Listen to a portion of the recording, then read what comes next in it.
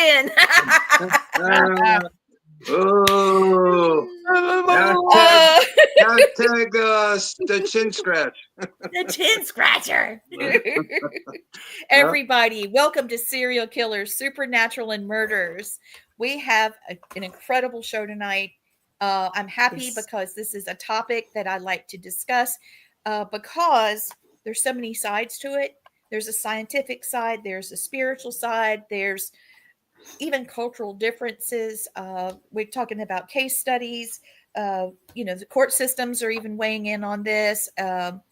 People went to jail over an exorcism. So this is all the nightmares rolled in one. And we've got a heck of a group of people that are joining us tonight. We have Father Bob Bailey and Joe Franke.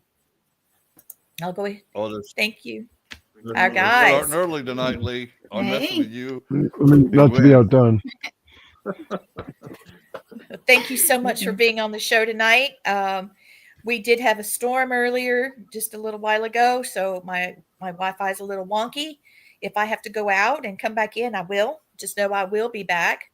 So tonight we're discussing Anneliese Michel, the German young lady that endured so much.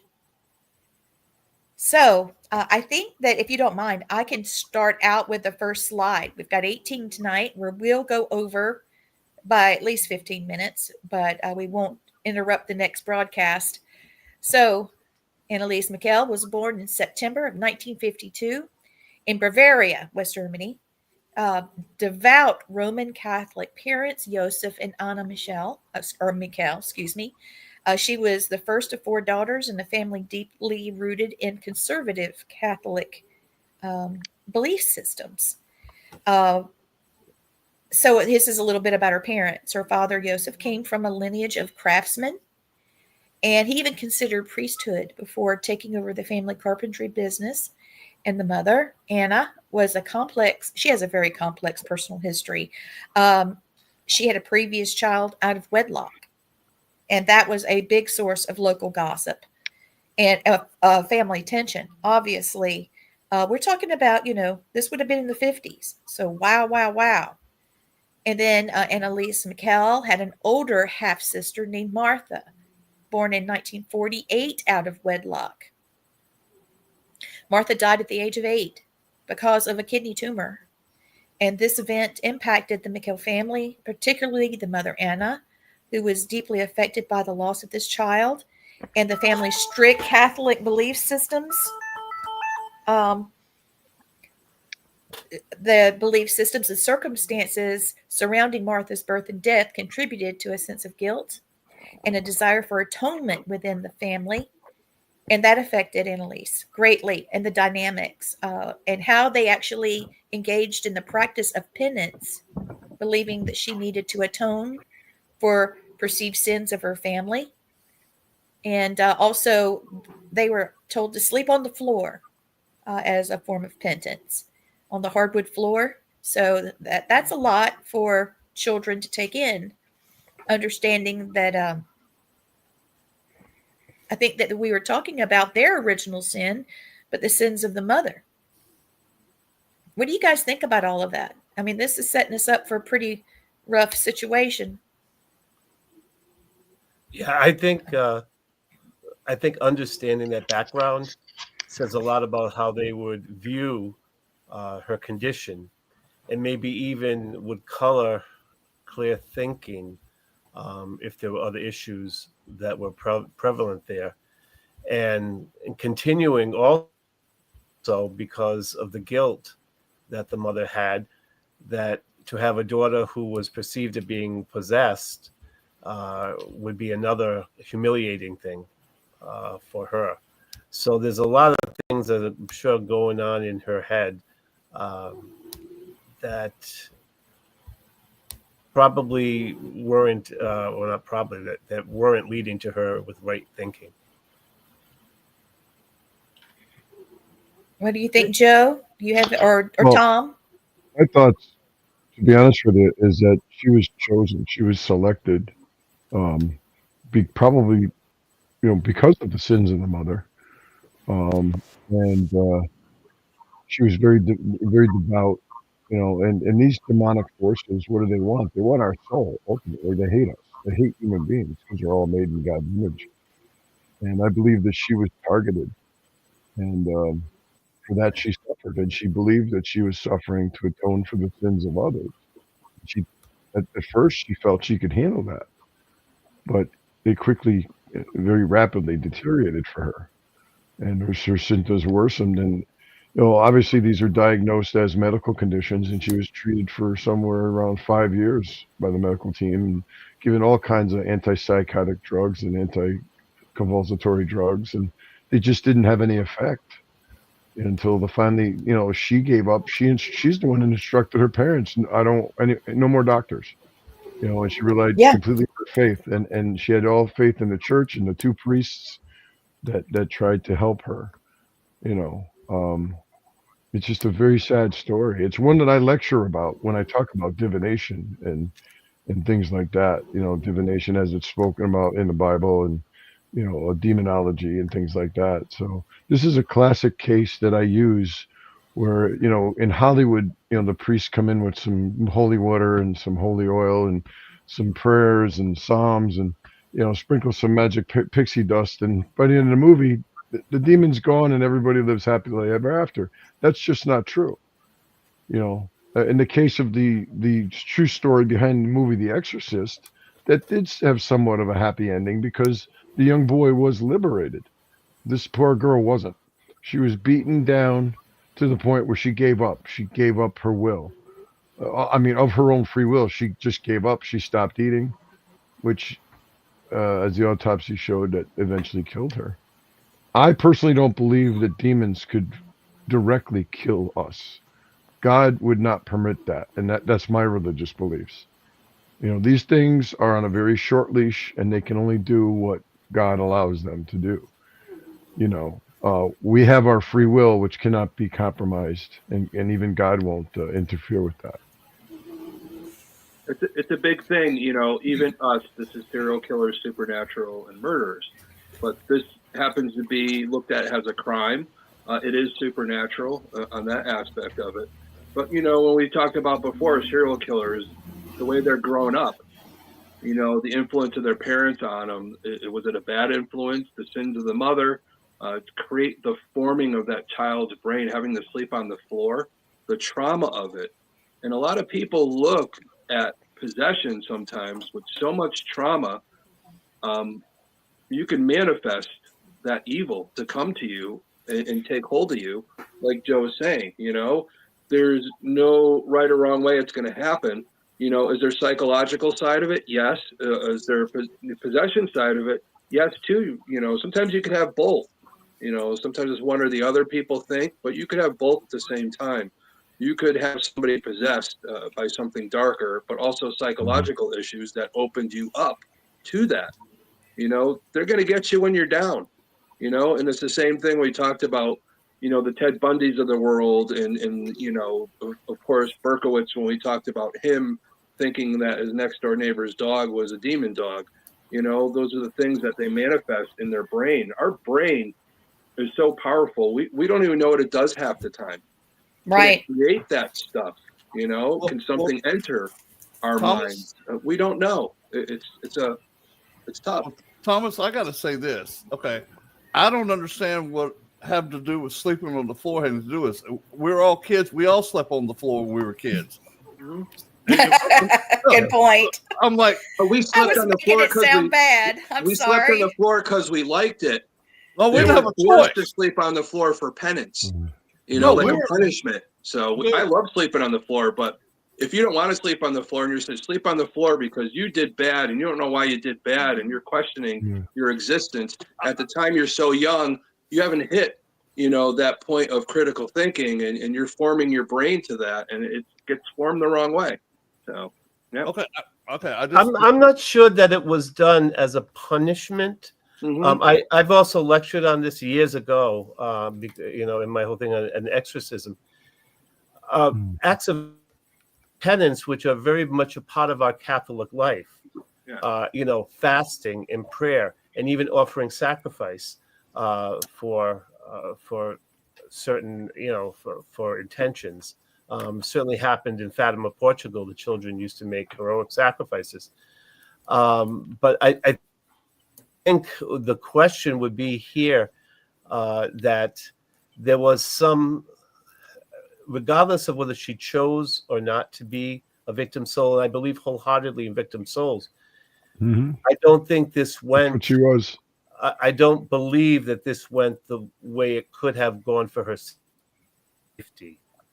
And there should have been more, even to the end, medical doctors and people in the psychological community, a more holistic approach. It didn't. There was no. I don't think there was any ill intent at all in doing it. They did the best they could with the knowledge that they had, but being a chosen victim soul is in the history of our church that even children had that. Even children embraced that. Now, if they were using it as a punishment, an actual punishment, then there's something wrong. Yeah. And I don't know. I don't. I didn't I believe recall this that. is something she chose to do to help atone for the sins of others. So this is, I think, was a choice. I don't think Well, that she was but ordered. she did this at a young age. They did it at a Right. young age. She Right. accepted it from the Virgin Mary much later. Much later, when she was liberated the first time. And then it said that she had a revelation from the Virgin Mary whether she would like to stay on and suffer, and she said yes. And that was the second round that eventually killed her. And it was also reported that she suffered the wounds of the stigmata as well. Yes. Crazy. Yes, I saw that, and it blew me away. Like St. Padre Pio. Yes. He's my favorite saint, by the way. Just so you know, I've got a thing for saints now. I'm not Catholic, but I have been studying the saints, and I've collecting all these beautiful medals, and it is very liberating and powerful and inspiring for me to see how these people overcame such hardship, in their lives to where they are a saint now. I mean, wow. And I'm learning, I'm learning a lot. Who knows? Maybe I'll lean on over to Catholic. I don't know yet. We'll see. Let me get on to this next slide because we've got a lot to cover.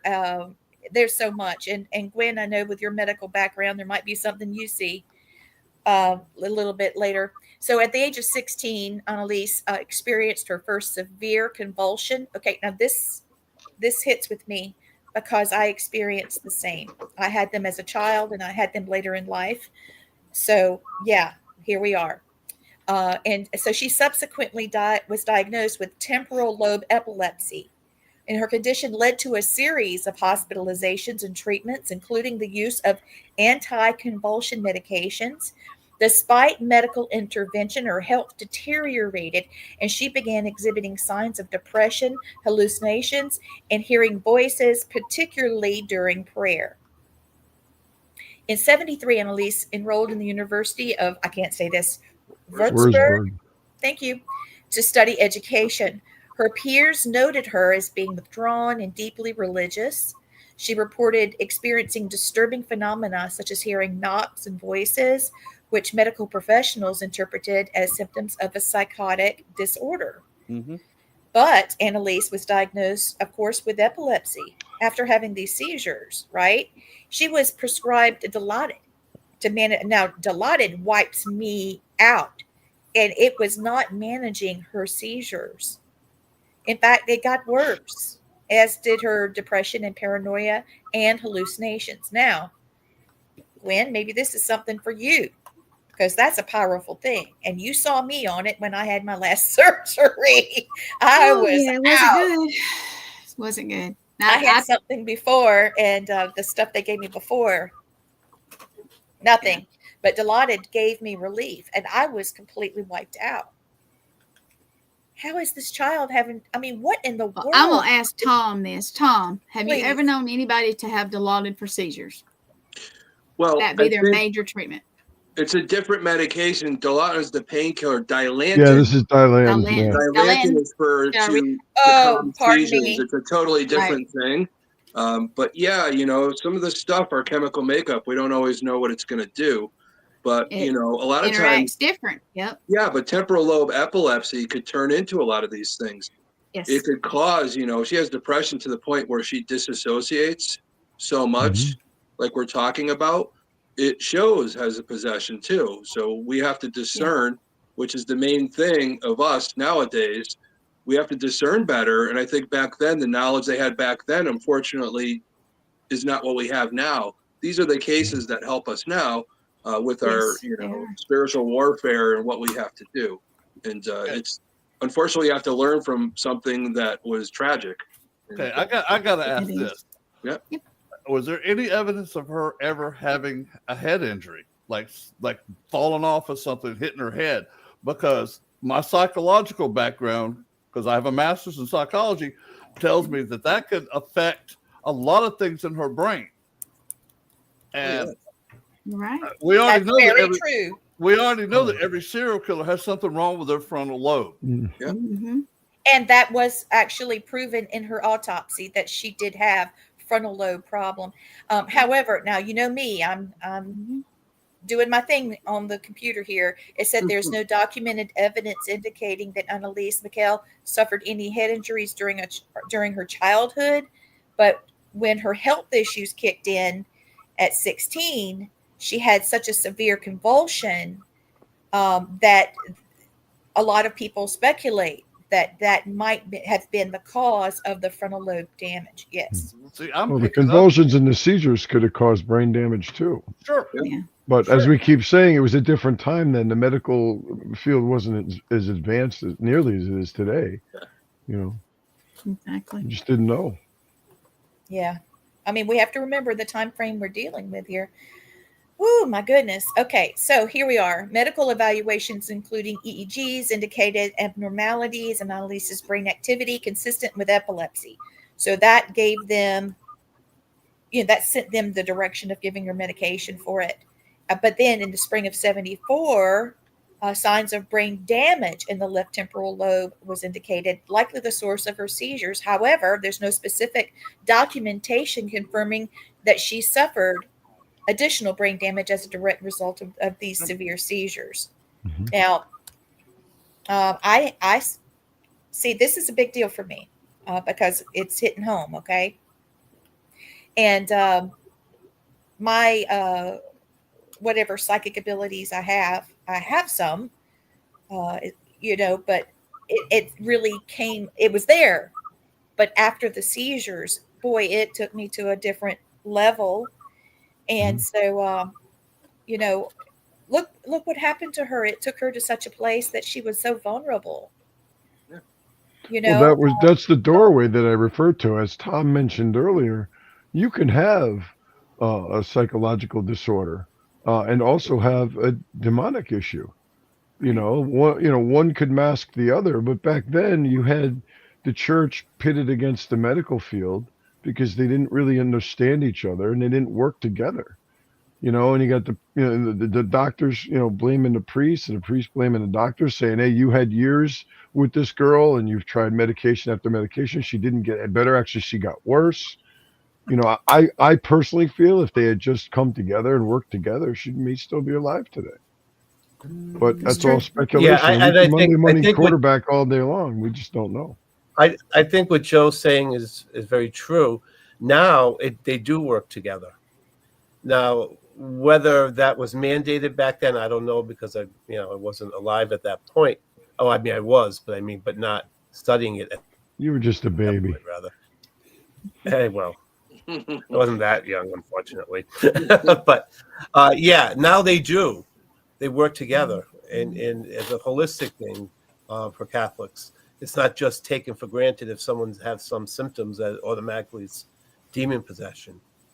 I work with a team that does extreme cases, including exorcisms, and one of the things that we dictate within our team is that we have a medical person that is there evaluating constantly. They're vigilant in their job. I'm vigilant in mine because the exorcist says, what do you see? What do you feel? Is this person lying? Because as you know, lies are prevalent when we deal with evil. They're the deceiver. Oh, they're Okay, so guaranteed. oh yeah, I'm And I getting think one, chills. I Ooh, think one thing Joe hit on was very important too about about two being present, and exorcists that I really respect have said that not only that can that happen, but they even assert that in some of the mental institutions, you may have people who suffer from both issues, but the spiritual will never get looked at because it's intertwined with the medical. And so, what better place for the demonic to hide than in a situation like that? Now, I'm not saying every case, but I mean, it's an easy hide because, there are so many other things that can mask, for an untrained eye, Hmm. a demonic possession. well, that was one of the things that was being looked at. Some of the doctors that handled the haunted boy case when I actually had E. coli poisoning that was in my brain, and so we were trying to figure out what was my problem. Is this a spiritual attack, or is it something medically, you causing it, and are they working off of each other? There was a lot. It was just a lot. I'm not going to go into that because that's not about. This isn't about me, but I'm just drawing my Well, parallels because it scared another me. thing that compounds the problems is when you've got people in the medical profession who don't believe in this stuff. As I said earlier, it comes down to your faith. You need to have an open mind about this. I've even discussed my work over the last 40 years with my doctors. I suffer from some health effects, and I am convinced that some of my issues are caused by the work that I've been doing. I'm sure. And my doctors, fortunately for me, are open to that suggestion. Although it could probably never be medically proven, my faith tells me so. But if you've got a medical professional that's a non-believer or agnostic, or they just, that's a bunch of hogwash, then that just compounds the problem because you're never going to work together. They're not going to work together with the clergy if they don't believe in that. They're just going to,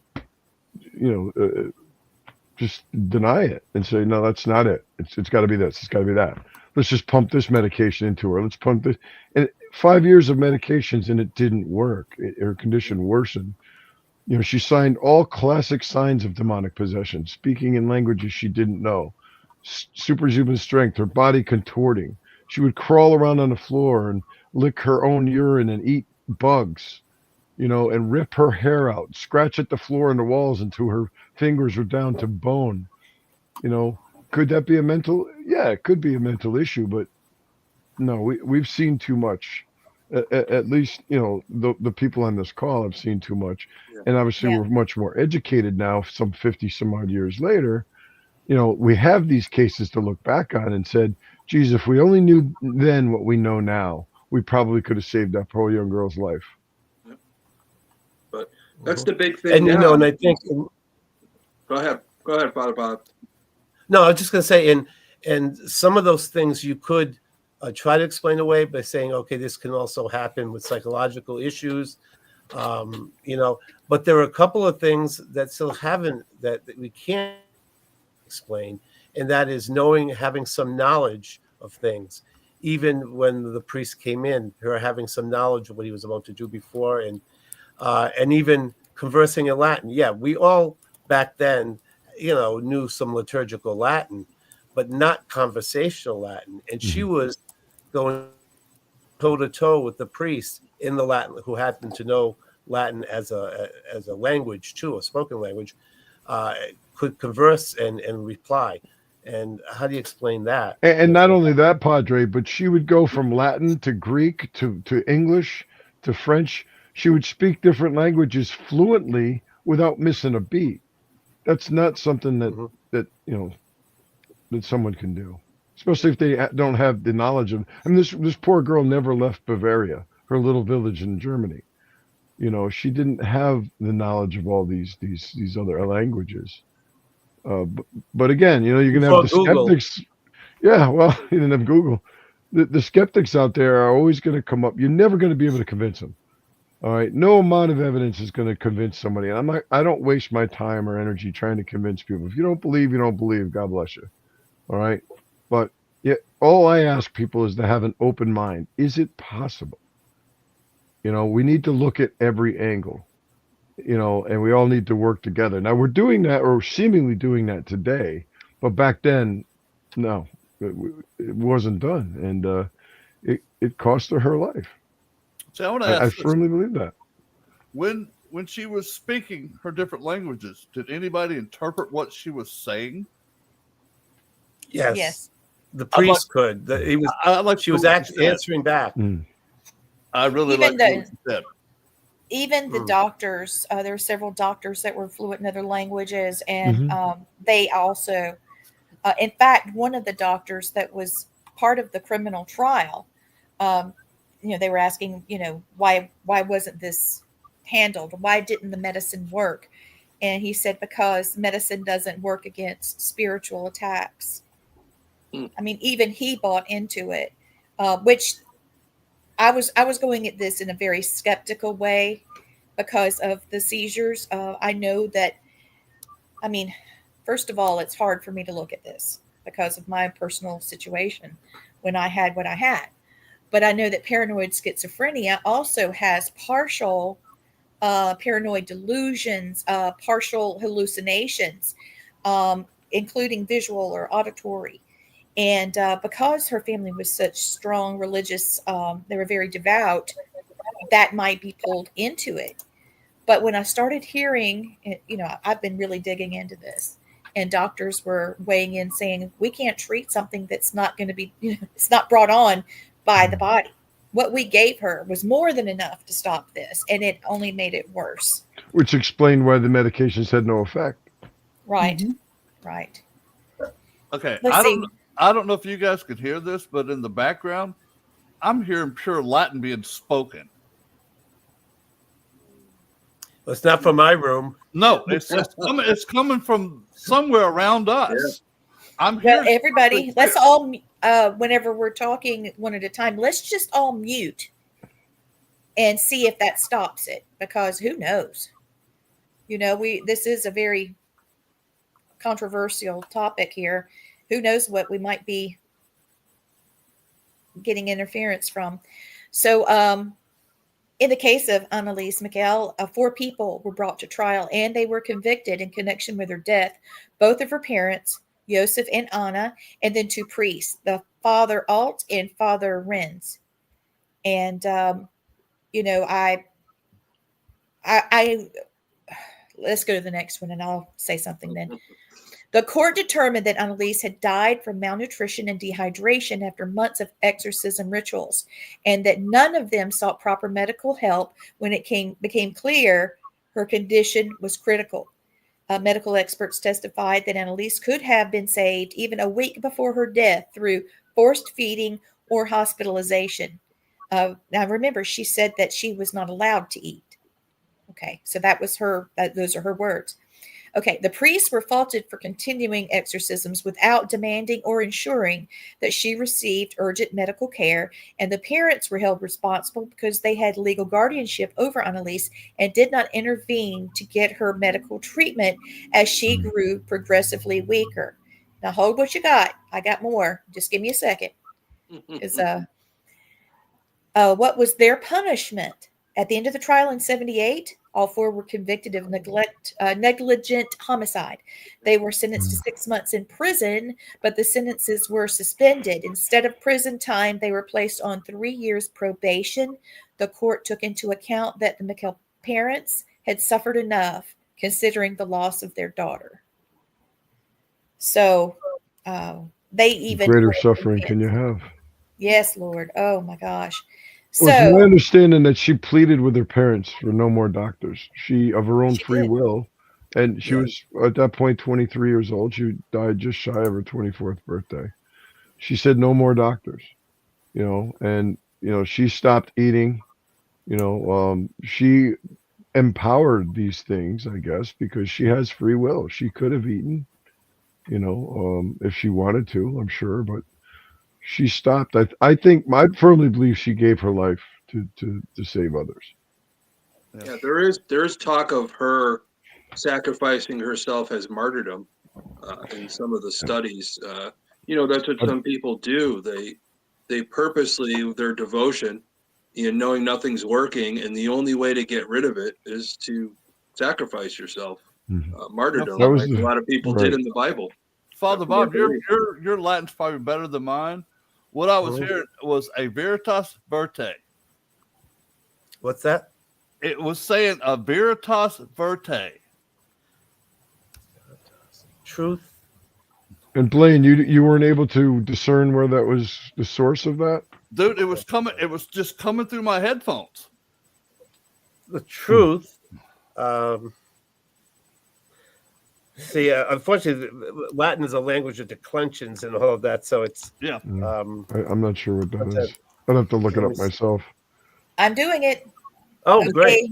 Yeah, a veritas is truth. A verte is basically the change. Turn the truth or change the truth. Change the truth. Yeah, change the truth. It's awkward in real Latin. It says veritatem verte. Yeah. Veritas. Yeah. I mean, that's what I heard. Oh, that was something that she said in her transcripts. I was actually trying to download the transcript just now. That's one of the things that she would say. Well, whatever it was that was speaking said that this is, basically change the truth. That is, it's not what it seems, turning it back. It's a very blasphemous statement, basically. I'm just glad it was validation for me because I knew what I heard. Yeah. Well, that is crazy. That was probably meant for you to hear, Blaine. Yeah. Well, sir, I hear that stuff more than I ever want to. So. Yeah. Wow. I've a little heard scary. I've heard people speak in all kinds of tongues. I've heard people speak Latin, Greek, Old Egyptian. I've heard Aramaic. Yeah, Aramaic. Ancient Aramaic too. Yeah, native languages from Native Americans. Hawaiian people that spoke their natural tongue. I've heard them all. My deal is I hear it and I know what the heck they're saying when it's meant for me to hear it. That one always flips my lid. Let's go on. I want you to see 14 because we're starting to get into the trial. Okay. And this is where it's at to me. The defense team, this is where I was getting upset, but here we go. The defense team, basically this was their defense. Okay. Tom, here you are. Anneliese Michel was genuinely possessed by demons, according to the defense lawyers. They represented audio recordings from these exorcisms, which Blaine's talking about, where Annaliese's voice reportedly changed drastically. She claimed to be various entities, including Lucifer and Judas. And they also pointed at her extreme aversion to religious symbols, such as the inability to approach crucifixes, as proof of her demonic possession. Let's don't forget that she was actually speaking with two sets of vocal cords at the same time. That's not something. Yes, I was also reading. I do remember that, and they have this on tape. Every one of the voices or the personages that are supposed to be possessing her had a different voice, a unique, different voice. And I just was looking at that today, and it's amazing. She was possessed by what we call legion, which was many. I don't believe she was possessed by the people that were purported to. No, because Lucifer would not come down. But Hitler, Nero, Fleischmann, but they're not Judas. demons. Yeah. They're not demons. No, but they portray them like Nero was, a Roman emperor that was cruel, for his negativity. Hitler, right, exactly. Yeah. So the demon maybe that possessed these people, or even the familiar spirits that possess these people, or afflicted. They took on the personalization of those people, like Judas, who first the biggest traitor in history, and Nero and demons lie. All the time. They're not going to give their true names. Yeah. Because then you have power over it. Yeah. But I'm going to Yeah. show you another thing. I'm going to play, need to say the word, but the devil's advocate. I firmly believe that she was possessed from what I see and what I've learned over the years. But if you're going to look at another way that somebody in court is going to say, with temporal lobe epilepsy, just on the psychological level, it could cause all kinds of different psychosis or psychiatric issues. It's rare, but there is the occasion where somebody with that temporal lobe epilepsy could develop split personalities. So her, changing her voice or anything like that, the way the brain makes things do things, that's what somebody's going to say in court. Do I believe that happened? We're never really going to know because, again, there's enough evidence to show possession, but then you're going to have the devil's advocate that's going to show enough possession that it was a psychiatric situation that stemmed from, the brain damage that she, entered into with the epilepsy or anything that happened that nobody knew about, So, what I was thinking too is like, I mean, she could have fell and hit her head when she was a child. I know every one of us have probably busted our head wide open. I've done it. Times. I've got 372 stitches in my head alone from busting my head when I was. See, that explains it. That explains. Bless your heart, babe. I didn't know that. Well, yeah, that's why. Why do you think I have hair? When I was in the military, I had to get shaved. It looked like a road map up there. I had so many scars on my head. Dang. Oh. Every kid falls down and hits their head and things like that. How it develops, you even if they just bump it, you still got to monitor it. When I was younger, I had all kinds of weird issues going on, and then when I turned 18, I had some issues. Still do. Yeah, I know. I still do. So, but I have a scar on the side of my head. I had a tumor that created a lot of issues that we didn't know, and I have sinus issues. They were doing a sinus X-ray, and they picked up that tumor. Who's to say that it didn't get discovered? What could have happened to me personality-wise if it got any bigger? But those are the things we run into at a younger age. Playing football, this stuff they talk about, even to the point we're talking about killers, like somebody like Aaron Hernandez that so many different times, and what that creates, that type of energy in them and what they do and the decisions they make and the patterns and their what they do. It's the same thing in this situation. Who knows? Who knows what was going on in her head, what damage caused to present that way, or for it to be really demonic. That's where discernment comes in.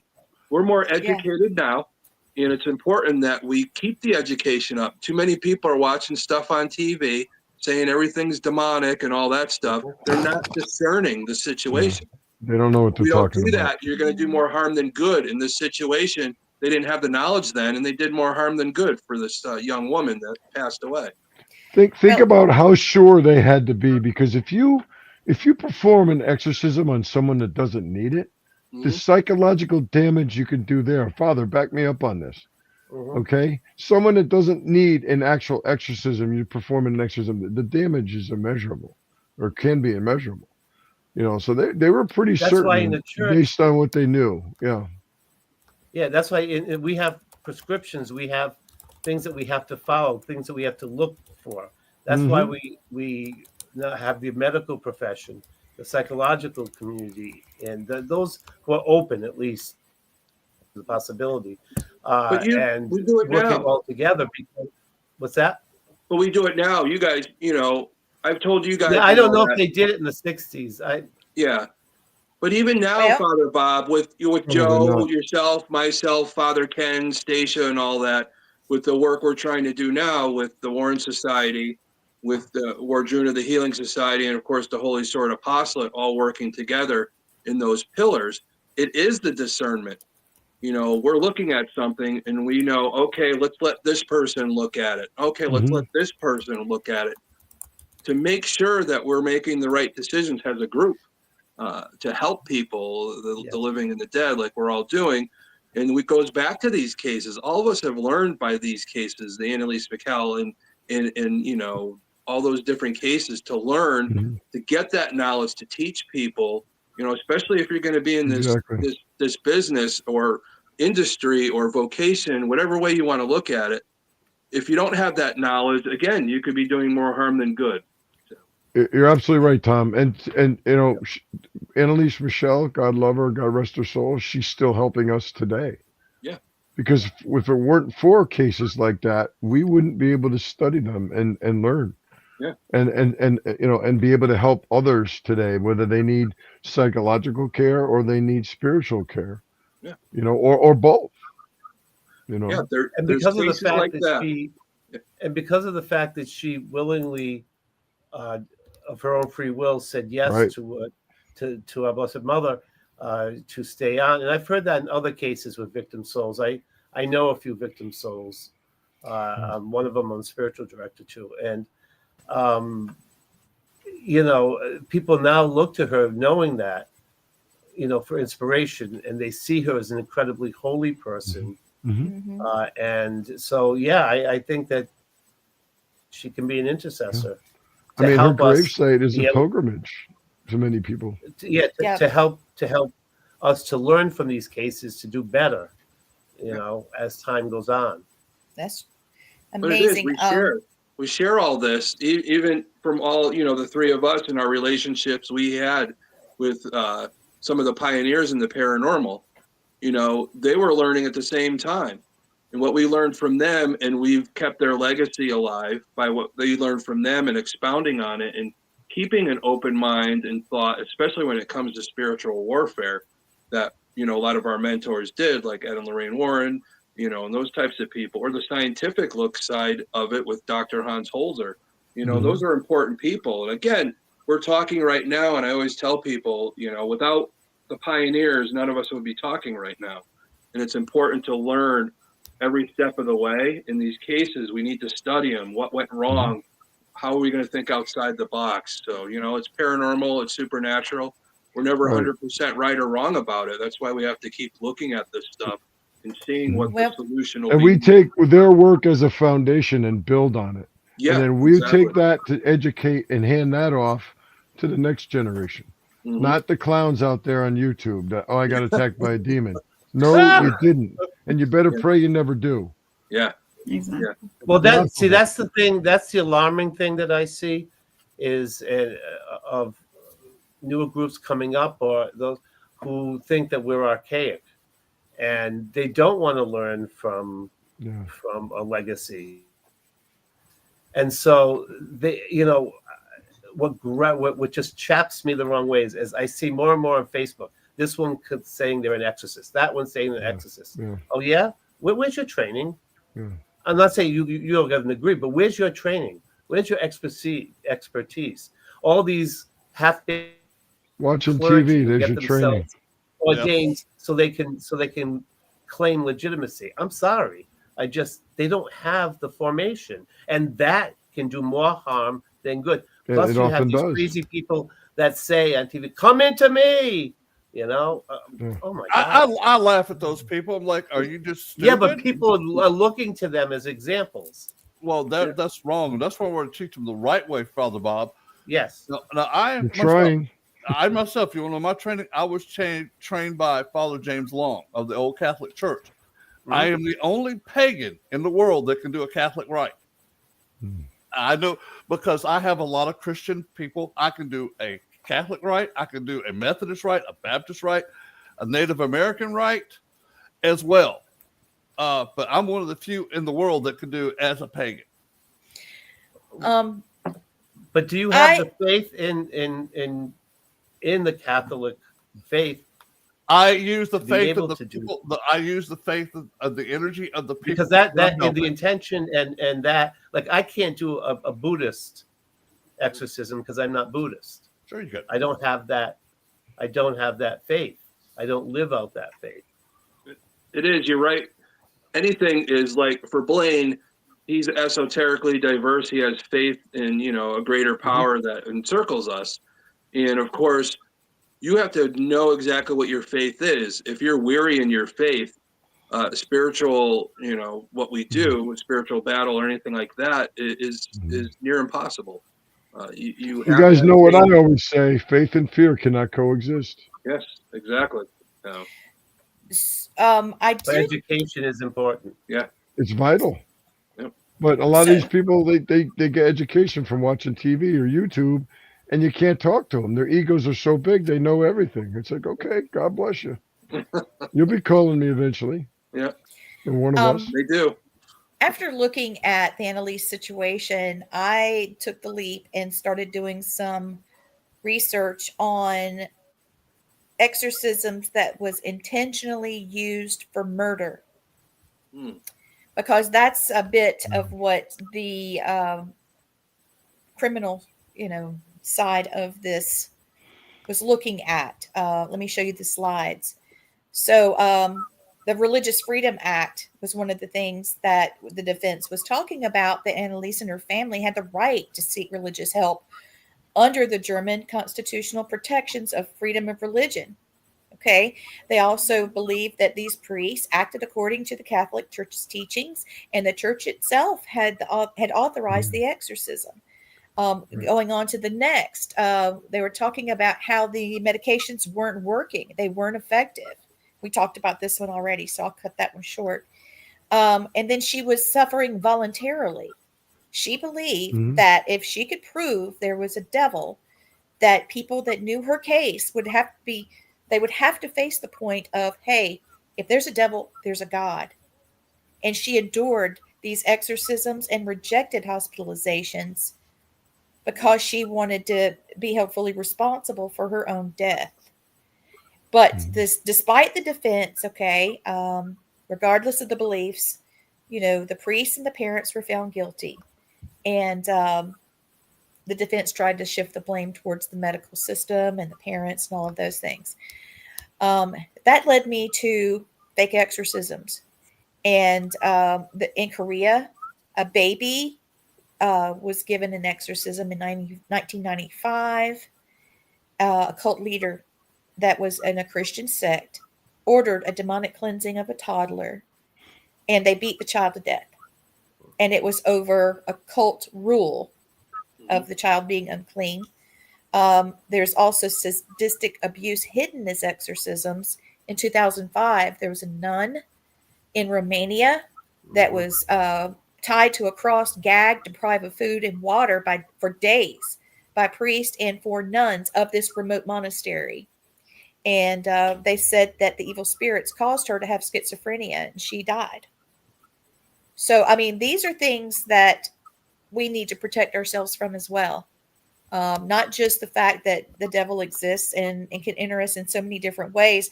There's also, I hate to say the thing I'm saying, but there's people that have stinking thinking, and they really don't have our best in That mind.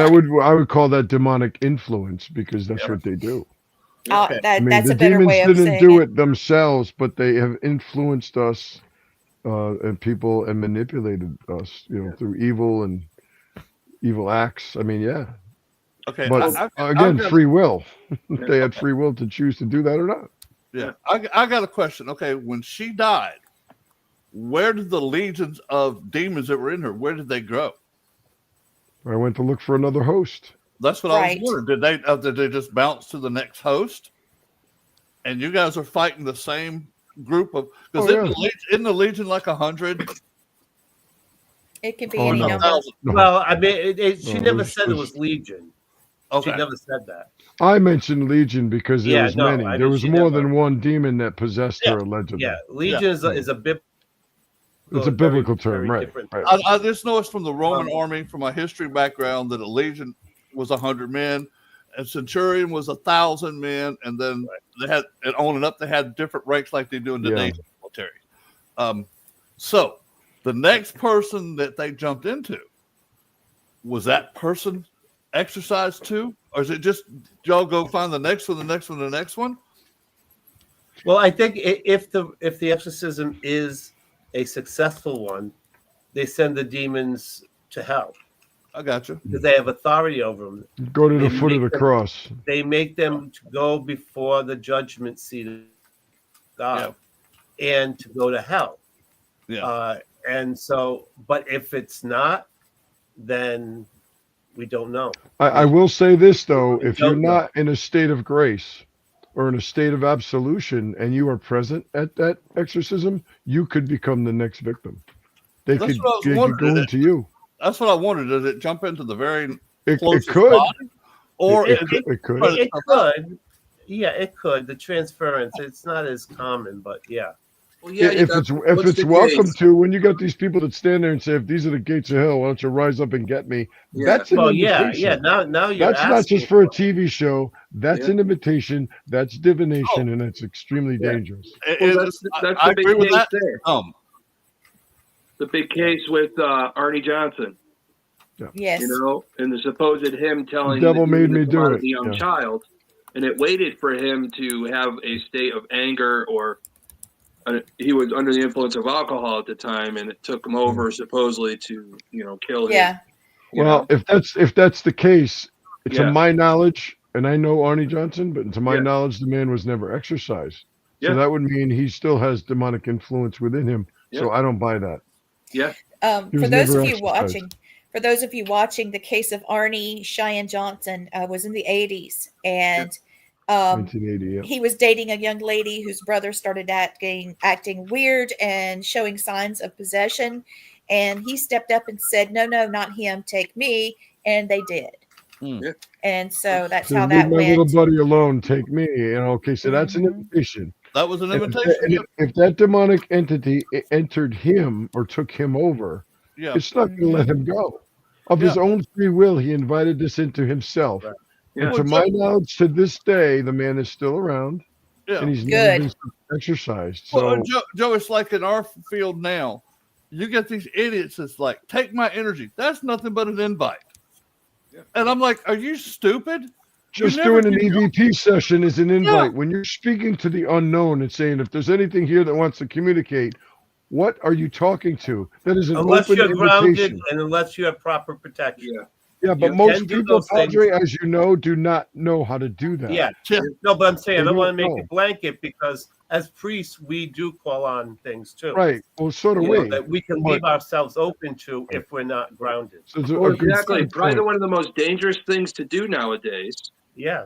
is they're letting people just willy-nilly do the Estes method, where they're Oh. putting the headphones on, they're isolating themselves, they're not looking, they're by themselves with whatever is coming through. If Completely you don't know how to vulnerable. ground yourself and you don't know what you're doing, you know, that is a big invitation right there. And anybody Those people are watching, thrill you seekers. can't play with that method unless Only. you know what you're doing. Well, if I do an Estes method with other people, I'm there watching them as they do it. I'm not leaving them by themselves.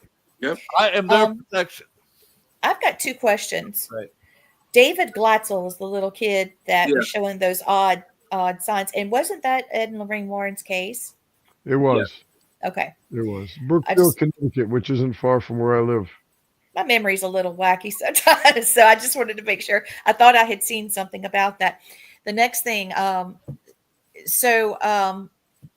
was always taught that devil cannot enter someone who's a child, like a young person that is not of age of consent to make their own decisions.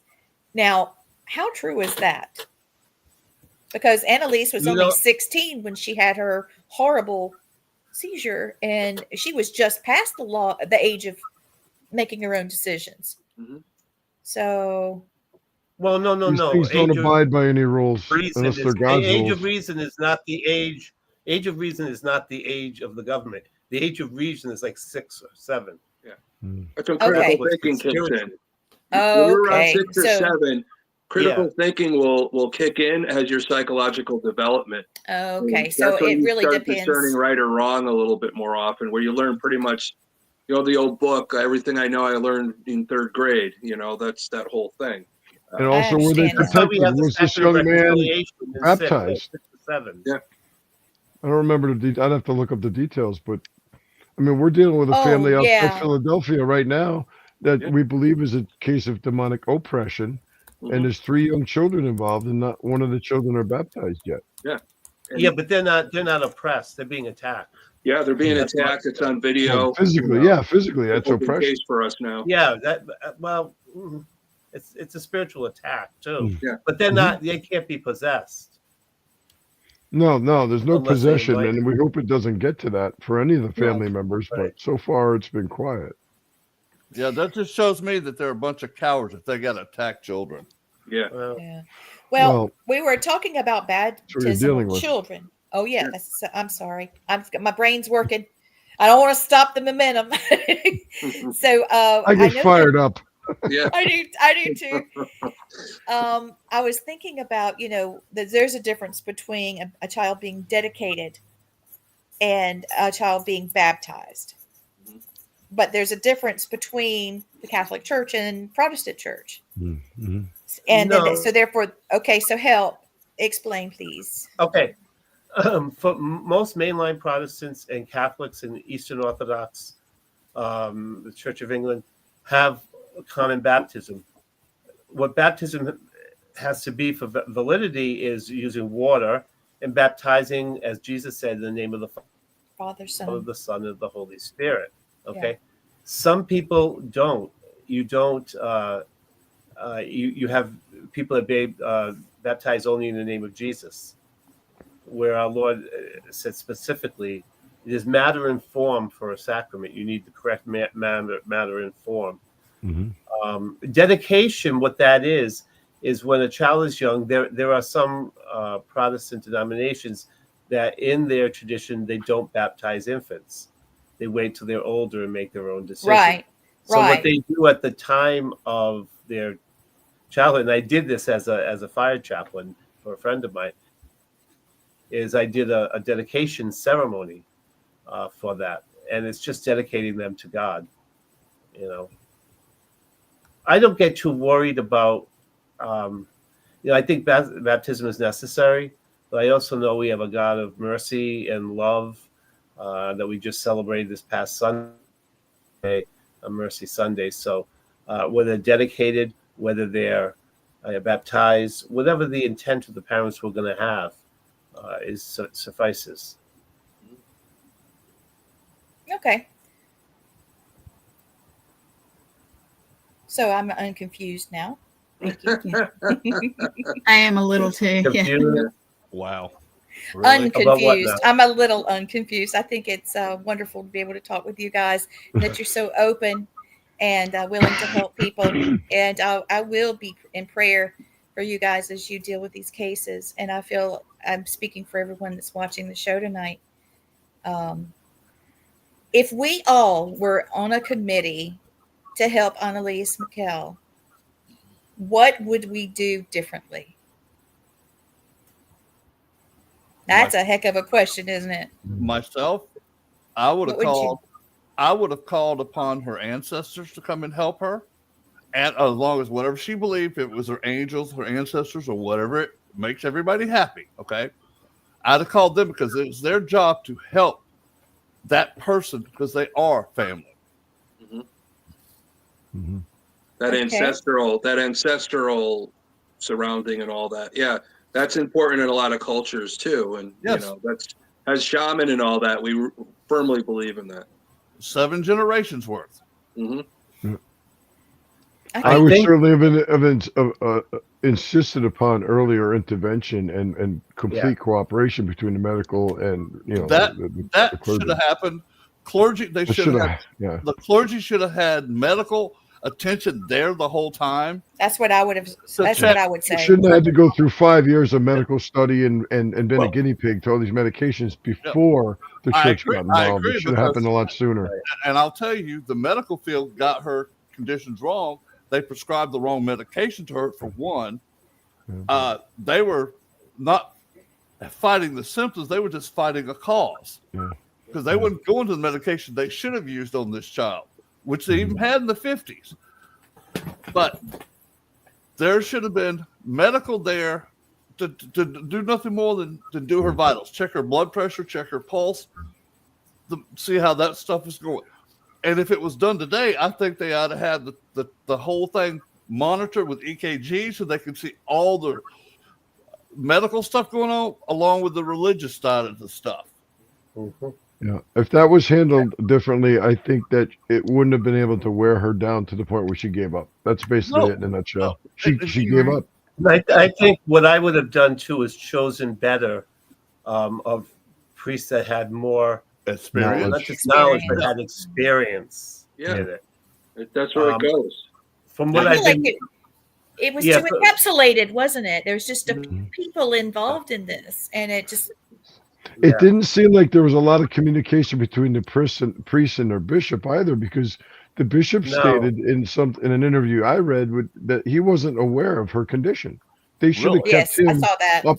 updated on her condition, and he could have stepped in, presuming he had more experience and more knowledge at his level, And if and he maybe didn't- assigned a different exorcist or something. Yeah, I mean, there's probably he a million things that could have been done if differently. he could have went in there, if he could not do it himself, he could find somebody higher up than him that has more experience doing an exorcism.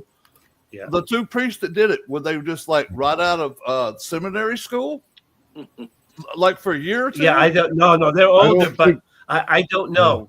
I don't know How what much their experience they had, it doesn't really say. how much experience they've had. Every diocese has an exorcist. Yeah. So Well- I don't know. we are looking at it from a modern perspective too, because Yeah. the movie The Exorcism or Exorcist, whatever it was, that had just come out, and these people, Joseph was a bishop, Stengel. Stangl, thank Father you. Bishop. Yes, and they were only given the authority to do a minor exorcism, and Yes. then it became a full exorcism. So it was very rare at that Yeah, point. there was a huge lapse in communication, if you ask me, between everyone involved. Oh, yeah. The church, There it the is. church with their bishop, the medical field. That if that had been worked out and straightened out, I mean, like you said, we can Monday morning quarterback all day long. I mean, it's 2025 as opposed to 1975. We're talking 50 years ago, but Yeah. that's Joe, what that's I would. right. I know I would have done differently, and hopefully, like Yeah. you said, she might have lived a Mhm. full normal life. She might have been liberated from this. Father, Yeah, what do you we think? don't know. How do you feel about it? I agree. As I look at it, I would demand the more medical attention. I would not, despite what the victim said, you have to give them at least basic nutrition, hydration. I'm sorry. Yes. They can offer whatever they want to, but you got to do it. The church does not condone that type of extremism. So in a way of fasting and offering your life, yes. And she was in a weakened state and probably didn't know a lot herself. No. The priest should have known better, Yeah. and they should have had more experience in Father, that. could they have made her drink holy water? That might have helped some. I think that was. It would have aggravated. It It would might have have an aggravated. adverse effect on the demon. Yeah. She couldn't even stand to have it come in the room, according to some of the research I Yeah. did. Yeah. She would go down on her, drop on her knees like She had broken. praying. Her knees were broken from the genuflections and everything. I mean, Yeah. her God. bones were so brittle. Mhm. I mean, She the would poor drop thing. to If her you look at the knees. before and after pictures of this poor, she was emaciated. Yeah. Yeah, She She was, weighed 60 66 something pounds. pounds at the end. Yeah. 66 pounds. My left leg weighs 66 pounds. You know. Yeah. The picture I saw of her at the end, it looked like a person coming out of Auschwitz. It really did. Yeah. That's exactly what she looked like, Blaine.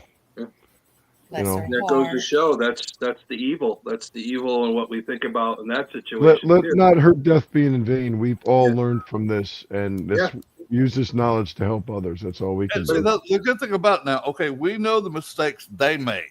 Yep. Now we can go forward and Mhm. rectify the mistakes they made and improve on what's going on with the medical team there, with the priest there, family around her, anything positive that will be around her. Support system. Yep. Yes, exactly. And Yeah. have people in there just throwing out positive energy. That's the beautiful Intention. thing. Yeah, intense and beautiful energy, because we know just from physics that positive energy will take away negative energy every time. And that's proven scientific fact. Gwen, what would you do differently? I would have had her in the hospital monitoring her the whole time. Yeah. I thought you would say that. I agree. Did you? I mean, if you see her pictures, she had broken teeth, broken Yeah. bones. Just it. Somebody neglected that, and she was a child because she couldn't care for herself, Yep. even though she was older. It's a shame. really kind. It's horrible. Mm-hmm. Well, Tom, what would you differently? I I'll really weigh look in at last. it, the psychological, the back and forth, I still think it was both, and that's powerful when it's both. But the lack of communication is what really gets me. Any problem ever, war, disagreements, is usually lack of communication. And that's what things lead to. Bad things happen when you have that lack of communication. And I think in this situation, that's what you got. But the whole thing is near the end, she decided, I don't want to do it anymore. But she also decided that, I'm a martyr. I'm going to make people believe this. If I can't survive, then I want people to learn from it. And we're doing that, Okay. and that's what it is. And we're still learning from all that. We're still talking about her name, and she still has purpose, even in death, for us to make sure this never happens again. We Unfortunately, owe that to her. We owe that to her. exactly. But it's with everything. These she people that is. do evil things and things that happen, you think about, we're still talking about this and the other evil things that, we talked about, people doing evil things under influence. You look at the Salem witch trials, anything in history, there's always a yin and a yang to it. There's always going to be a God. There's always going to be the devil. That's the yin and the yang, and what are you dealing with and what you need to discern. It balances out the universe, good and evil. You need to discern and all that. You need to knowledge and learn and discern. So here's sweet Anneliese. Look at her. Sweet, big Happy, smile. Yeah. Yes. A beautiful girl. And this is what the family endured. I have twin daughters her age, or we're that age. Oh, I didn't know that. Well, my girl's just turned 26, so she was just, a month shy of her 24th birthday. So That's right. That's I have right. girls about that age. And please excuse this picture, but and I'm putting up the ticker at the bottom because this is what she looked like as she was passing. Yeah. Look how horrible that is. Yep. I actually used this photograph in my presentation just to show people like what you're doing. Yeah. This is before, and this is what they did to her. Oh my God! Did they? So what I would do, I think on the last one, what I would do is would look for control. There's got to be some control in this situation now. If the parents can't make a decision and get this thing under control, and the medical team can't get this thing under control with the medicine that they're giving her, and we can't get control over the spiritual thing, okay, this is what we're going to do. We're putting her butt in the hospital. We're hooking her up to whatever she needs to be hooked up to, and we're going to get this thing quietened down. If we had to knock her tail out completely, put her in a medically induced coma, something like that. Slowly bring her back out. Meanwhile, we're going to get whatever tests we need, and we're going to get some help. We're going to bring a team of medical professionals, a team of spiritual professionals. We're going to get the church, even the Protestant church, if necessary, where everybody's able to weigh in on what's going on, and one group of people make the decision. If the parents can't handle it, for goodness sake, let somebody else adopt her and do the thing. Yeah. Because have a plan and stick to the plan. Have a plan, stick to the plan. And even if she said something, that won't make any difference, because a child in this condition at 16 years old cannot tell me as a mama bear, my child, no. Well, at that point, she was 23 years old in that picture. Yeah, that's fine. That's I don't know fine. if she was 23. Yeah, but you're still the parent. Yeah. That's where I'm at. Exactly. It would be hard for me not to say, don't do this to my kid. Here I sit. But that would not happen, because I know that would just compound the problem. But still, somebody needed to take control of the situation and not be so light-handed. Yeah. I mean, holding the child in a situation, no. Her beating herself up and blacking her own eyes and refusing to eat, she'd be given a feeding tube. She'd be out until we figured this out. Yep. Oh my God. And I think the government then turned to a knee-jerk thing, and for bad, exorcisms were illegal in Germany. Yeah. Well, That's not helpful either. Yeah, they decreased dramatically after this case, and also the exorcisms have to Well, be no, they were performed on illegal. holy They ground. were illegal No, by no. the law of the land, not Oh, by wow. church law. Illegal by the law of the land. Based on Well, this case. but yeah. Well, as we Yes. go forward and you guys go into these types of situations, I'm not with you. You can see that I I have a tendency to mama bear situations and come in and be like, all Papa right, bear. cut the crap. Cut Papa the bear. crap, we're through with this. Yeah, She would be having I went Papa Bear. So holy water in the IV if we have to. You We're ain't going to lying. get this. It's saline water anyway. Let's just Yep. do it. But thank you for coming on and putting up with my slides and my sense of humor trying You to did a deal with that wonderful horrible job with the thing. slides. Yeah. Thank Wonderful you. job. I tried. Always do. Always. Yes, thank you. Would someone like to end the show tonight with some prayer, especially, in honor of Anneliese? Yes. Father, do you mind? Or for Sure. Joe? Sure. Father? God, our Heavenly Father, as we tonight dedicated this sharing of knowledge on the life of Anneliese Michel, we pray, Lord, that her death was not in vain, but that you will teach us and help us to go forward, always armed with knowledge. Help us to learn from the past and make inwards in the future. Protect all of us in the works that we do. Keep us always in the light of your love. Amen. Amen. Amen. Beautiful. Thank Thank you so Father. much for being on, and you are welcome to come anytime. Yes. You will Thank you. always God be bless you part all. of. You will always be part of my tribe.